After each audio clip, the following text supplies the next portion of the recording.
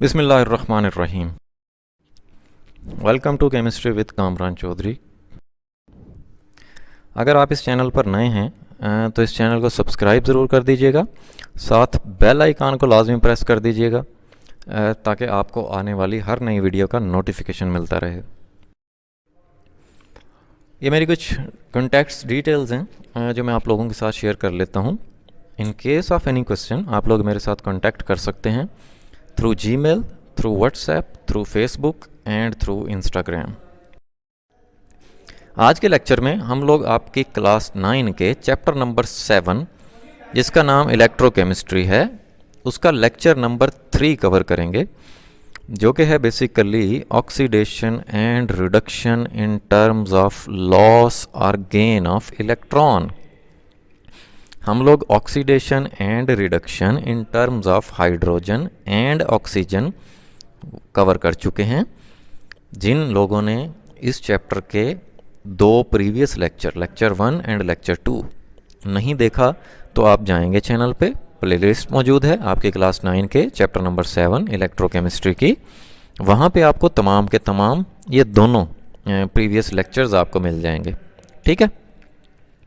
सो आज का लेक्चर भी बड़ा ही इंटरेस्टिंग है और ये चैप्टर बहुत इम्पॉर्टेंट भी है, तो ध्यान से समझिएगा, आपको एक एक चीज़ क्लियर हो जाएगी।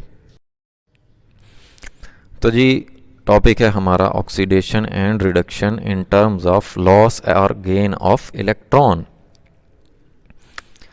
सो एक्सप्लेनेशन पे आ जाते हैं इसकी कि in chemistry there are many chemical reactions which do not involve oxygen और हाइड्रोजन। अब देखें, oxidation and reduction in terms of oxygen and hydrogen हमने कवर किया। अब उन रिएक्शंस में क्या हो रहा था, बेसिकली एडिशन या लॉस ऑफ ऑक्सीजन हो रहा था एंड एडिशन या लॉस ऑफ हाइड्रोजन हो रहा था। बट व्हाट इफ के अगर आपके किसी भी केमिकल रिएक्शन में ऑक्सीजन और हाइड्रोजन हो ही ना, ठीक है,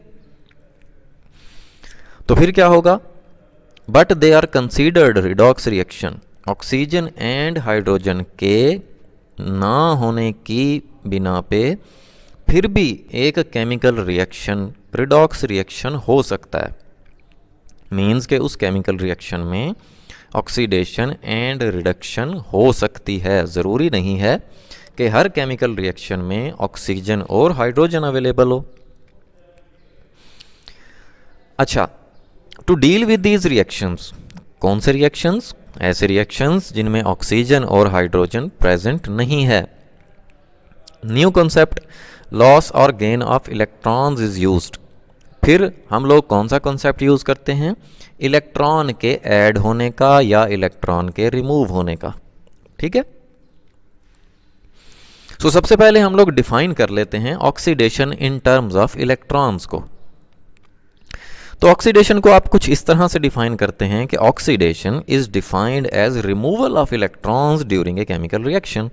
अगर किसी सब्सटेंस से इलेक्ट्रॉन्स रिमूव हो रहा है एक केमिकल रिएक्शन के दौरान, तो उस सब्सटेंस की क्या हो रही होगी? ऑक्सीडेशन हो रही होगी। अब एग्जांपल देख लेते हैं। फॉर एग्जांपल यहाँ पे जिंक आपको नज़र आ रहा है रिएक्टेंट वाली साइड पे।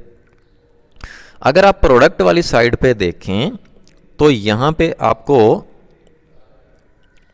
जिंक के ऊपर +2 चार्ज नज़र आ रहा है। ठीक है। अब +2 चार्ज कब आया? जब इस वाले जिंक ने 2 इलेक्ट्रॉन क्या किए? लूज किए। ठीक है। अब देखें, जब भी कोई एटम इलेक्ट्रॉन्स लूज करता है तो उस पर पॉजिटिव चार्ज आता है। ठीक है, क्योंकि इलेक्ट्रॉन पे नेगेटिव चार्ज होता है, नेगेटिव चार्जेस की कमी हो जाती है।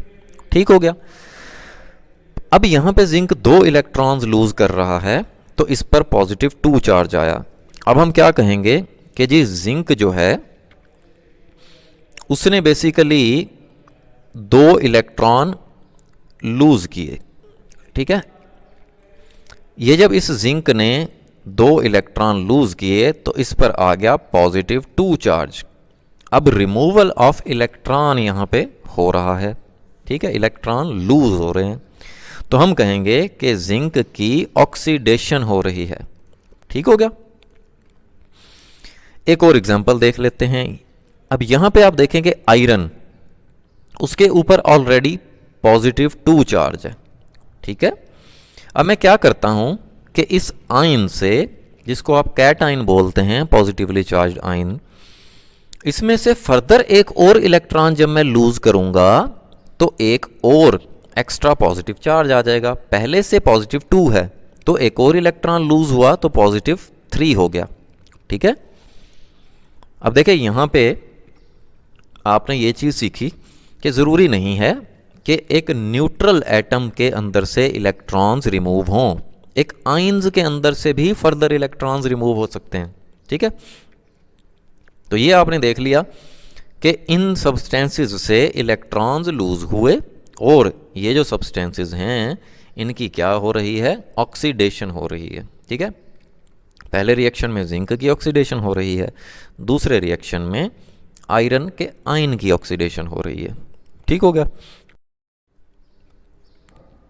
फिर अब हम बात कर लेते हैं reduction in terms of electrons की।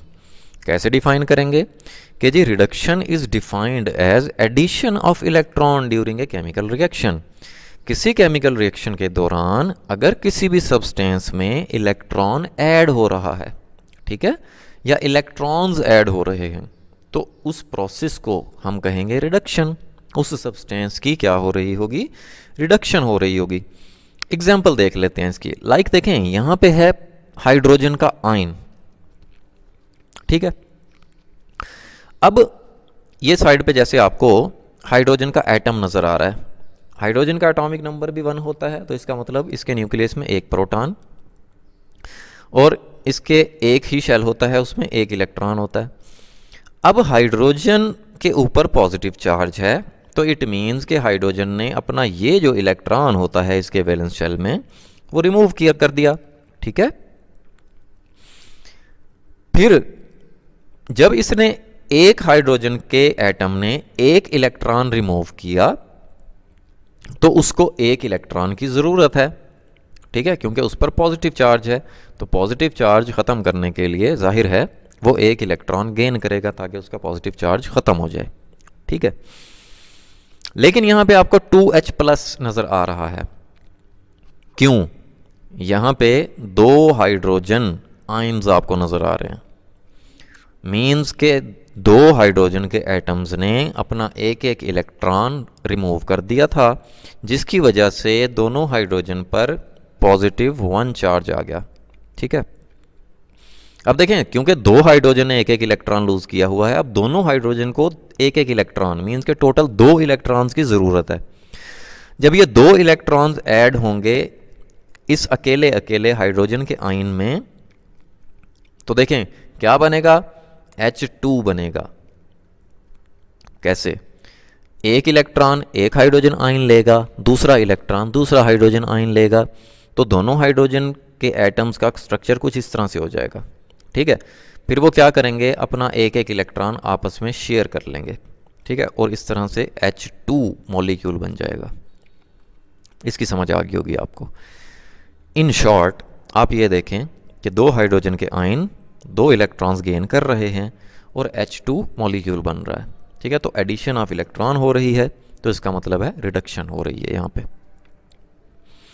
फिर आप यहाँ पे देखें अगेन एक और एग्जांपल, क्लोरीन का मॉलिक्यूल है। एक क्लोरीन का स्ट्रक्चर यहाँ पे आपको नज़र आ रहा है जिसके वैलेंस शेल में आपको 7 इलेक्ट्रॉन्स नज़र आ रहे हैं। तो अगर हम एक क्लोरीन की बात करें तो उसको एक इलेक्ट्रॉन की ज़रूरत होती है स्टेबल होने के लिए, अपने वैलेंस शेल में 8 इलेक्ट्रॉन पूरे करने के लिए, जिसको आप कहते हैं ऑक्टेट कंप्लीट करना, ठीक है। अब यहाँ पर है Cl2 मीन्स के क्लोरीन के 2 एटम्स हैं। एक क्लोरीन को तो एक इलेक्ट्रॉन चाहिए होता है अपना वैलेंस शेल कंप्लीट करने के लिए, ऑक्टेट कंप्लीट करने के लिए।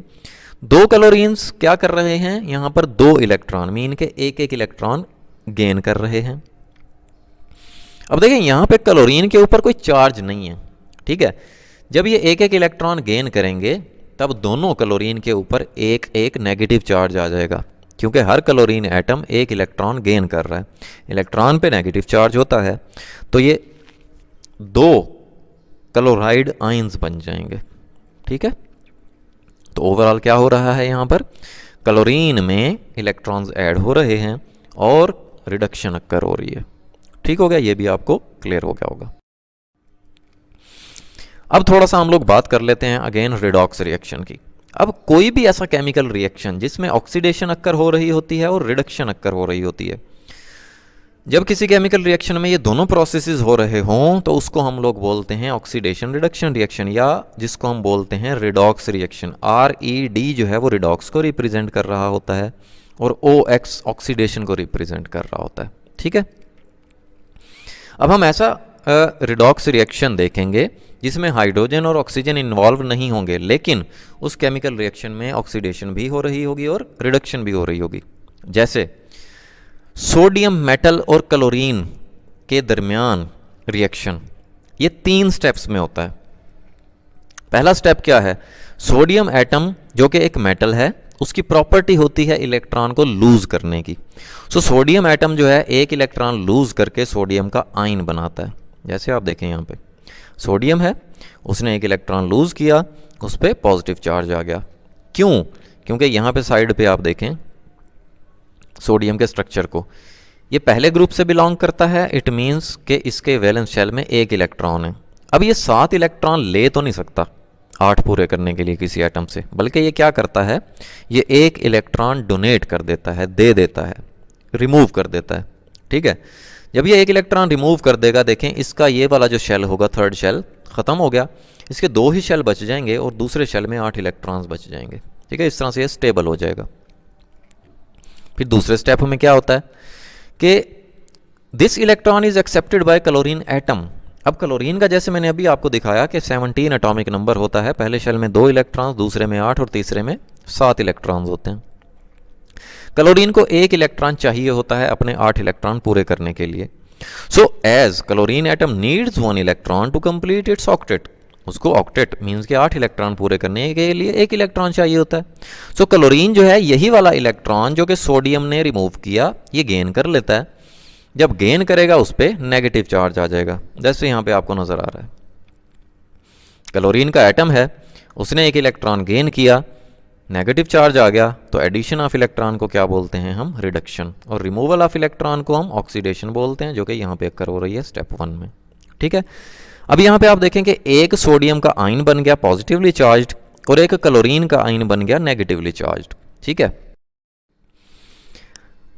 Complete redox reaction is sum of the oxidation and reduction reaction between sodium and chlorine atoms.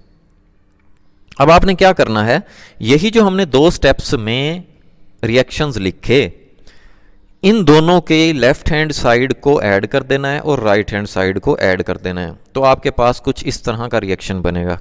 क्यों? क्योंकि क्लोरीन जो इलेक्ट्रॉन गेन कर रहा था और सोडियम जो इलेक्ट्रॉन लूज कर रहा था, वो इलेक्ट्रॉन कैंसिल हो जाएंगे और लेफ्ट साइड पे रिएक्टेंट वाली साइड पे इस तरह से सोडियम और क्लोरीन बच जाएगा और प्रोडक्ट वाली साइड पे सोडियम आयन और क्लोराइड आयन बच जाएगा। ठीक है, तो ओवरऑल आप कह सकते हैं कि सोडियम कन्वर्ट हुआ सोडियम आयन में बाय लूजिंग 1 इलेक्ट्रॉन, तो इसको हम लोग बोल देंगे ऑक्सीडेशन, एंड क्लोरीन कन्वर्ट हुआ क्लोराइड आयन में बाय गेनिंग 1 इलेक्ट्रॉन, तो इसको हम रिडक्शन बोल देंगे। अब आप देखेंगे जब ये सोडियम का आयन और chloride ion oppositely charged particle है ना, हमेशा याद रखिएगा कि ऑपोजिट चार्ज हमेशा एक दूसरे को अट्रैक्ट करते हैं। तो जब ये पॉजिटिव आयन और नेगेटिव आयन बन गए तो ये दोनों एक दूसरे को अट्रैक्ट करेंगे और हमारे पास सोडियम क्लोराइड बन जाएगा NaCl। ठीक है, तो ये इस तरह से रिएक्शन अक्कर होता है। बट एक और स्टेप इसका माइंड में रखिएगा एंड पर, कि क्लोरीन जो है यहाँ पे आपको नजर आ रहा है कि एटॉमिक फॉर्म में, मीन्स के अकेला क्लोरीन है, जबकि क्लोरीन मॉलिक्यूलर फॉर्म में एग्जिस्ट करता है, एटॉमिक फॉर्म में एग्जिस्ट नहीं करता, Cl2 की फॉर्म में रहता है। ठीक है, तो एक्चुअल बैलेंस्ड केमिकल इक्वेशन जो होगी वो ये होगी।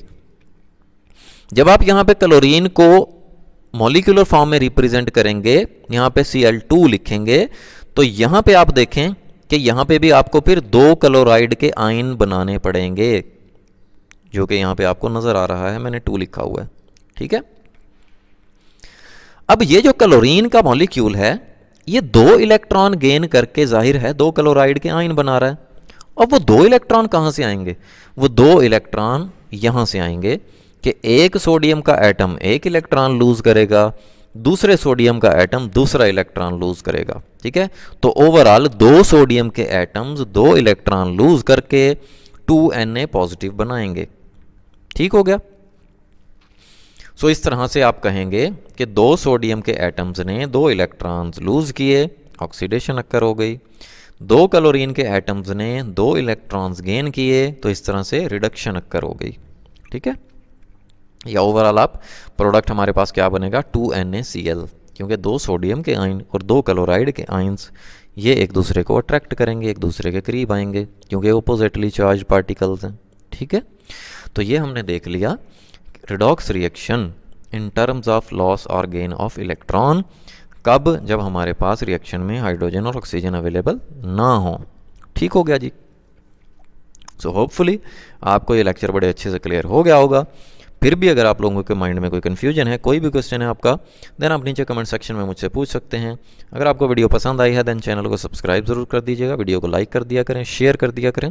Thank you very much for watching this video.